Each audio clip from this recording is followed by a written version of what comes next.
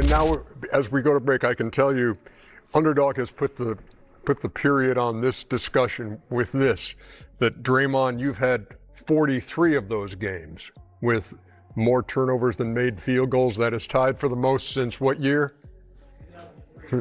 Yeah, but he's not a scorer. Since 2003. But that's not fair. Now, that's unfair. That's unfair to you. Will you let me get through the end of this? Hey. Okay.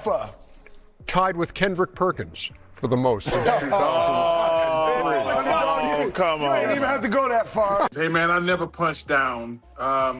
Look, Draymond's a good player. We're not on the same level. What's good, everybody? We're back with another video. Charles Barkley has officially responded to the comments Draymond Green made about him. He didn't address it live on air, and the internet has been buzzing about it for the past few days. Now, he sat down on the Dan Patrick Show to set the record straight. I could pull up stats, I could throw numbers and comparisons at you to make my case, but honestly, would that really tell you anything you don't already know? Charles Barkley is, without question, the far superior basketball player.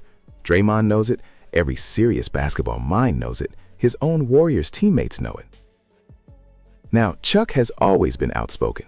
He's direct, he's blunt, and that style of commentary has rubbed a lot of players in this era the wrong way, and I mean a lot. There was a time when Inside the NBA was universally loved. Nobody questioned it. But lately, if you scroll through X or any social platform, you'll start seeing calls to cancel the show over something one of the guys said about a current player. That's just the climate we're in right now. Very sensitive, very reactive. And look, I'm not saying people don't have the right to speak up for themselves, but some of the criticism directed at Chuck and the crew has had very little to do with actual basketball. That's the real issue. I'll give you my full thoughts on everything. But first, let's get into Barkley's response. Going at it. You were being honest to Draymond that it's over in Golden State. And then he made it personal where he took a shot at you when you were chasing a ring in Houston.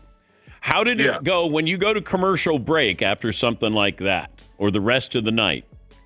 How's it go? Well, number one, I don't ever take anything.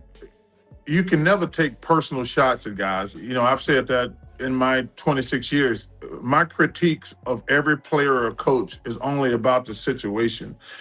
He took a shot at me, but I don't get offended because other guys, I've said things about guys, and they took personal shots at me.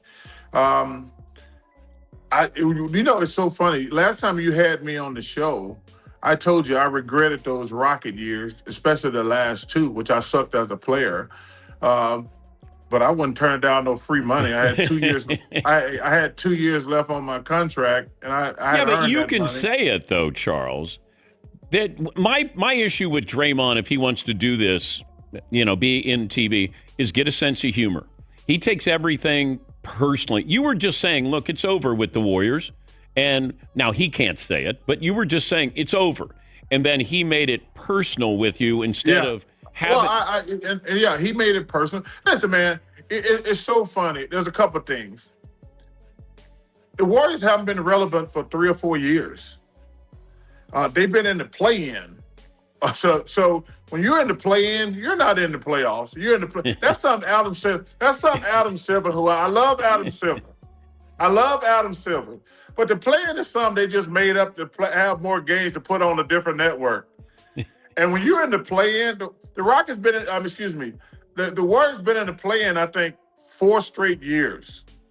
So they've been irrelevant. And I know he don't want to say it, and listen, everybody getting mad when I say this.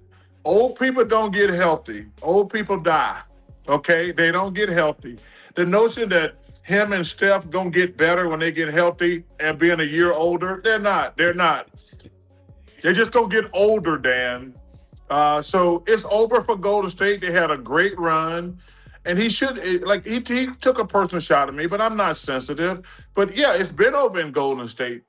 I mean, if Golden State was relevant, he wouldn't be in the studio with me. Listen, man, hey, I wouldn't trade my career for Draymond's. I'm pretty sure Karl Malone wouldn't. I'm pretty sure Patrick Ewing wouldn't. But Draymond's had a really a terrific career.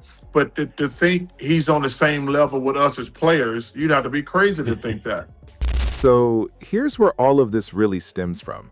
Draymond was out there talking about the new media landscape, taking shots not just at Stephen A. Smith and Skip Bayless and the way they operate, but also at Inside the NBA, calling out how soft the coverage has gotten. And look, Draymond can feel a certain way about being called Mr. Triple Single. That's fair. If someone's taking shots at you, you've got every right to respond. The problem? You can't find a single legitimate criticism of Charles Barkley's basketball. That's the issue. And beyond that, Draymond needed to come at it a little cooler. You could hear it in his voice, the huffing, the shift in tone. That wasn't a calculated response. That came from a sensitive place. It wasn't sharp or composed the way Shaq might clap back with 4 rings and keep it moving. Shaq gets emotional too sometimes, sure. But Draymond, he's clearly been sitting on this for a while. He feels like he's speaking for every player the show has ever criticized. And that's actually a conversation worth having. LeBron entered the media space. Other former players have too, and a lot of them bring straight basketball analysis. Guys like Vince Carter, Tracy McGrady, Carmelo Anthony, Blake Griffin, Dirk Nowitzki, that crew does solid work. John Wall brings it whenever he's on too. If you want pure entertainment-free basketball discussion, those options exist now. But Chuck still makes genuinely sharp points about this era. And honestly, a lot of the frustration people have had with Inside the NBA traces back to one specific moment, when super team culture took over. LeBron going to Miami, Kevin Durant joining Golden State. That stretch of the 2010s is when fans started getting defensive about the show's commentary. Other remarks over the years added fuel to the fire. If you're Rudy Gobert and they're on national television saying you don't deserve your contract, yeah, you're gonna have feelings about that. Missing layups near the rim and then hearing about your salary on Inside the NBA would make anyone uncomfortable.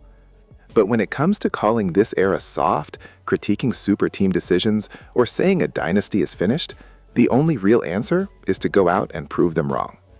Now, as for the Warriors specifically, Draymond functioning as a handoff guy while Steph is launching 20-plus shots a game and still trying to play with the same burst he had at 25, that's not sustainable. Steph isn't going to stay healthy running at that pace through a full season at this stage of his career. That's exactly why a coaching change from Steve Kerr was necessary.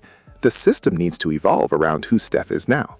What I'd actually love to see is Steph transition into a more traditional point guard role, stepping back from the volume shooting, playing away from Draymond, not being used as the primary scoring engine. Picture Steph on a well-rounded team, the way Dallas was built around Dirk, surrounded by guys who could create, spread the floor, and demand defensive attention. Multiple weapons, multiple options. Like the early Warriors, but with more offensive balance. In that kind of setup, Steph would get cleaner looks, easier shots, and far less wear on his body. And here's why that's not a far-fetched idea. Remember, Steph went back to Davidson for his junior year specifically to develop as a point guard. After that legendary March Madness run, he didn't rest to the draft. He went back to sharpen the position. That instinct was always in him. Let him finish his career playing that way, making smart point guard reads, playing within a system that doesn't demand he carry the offense on his back every single night.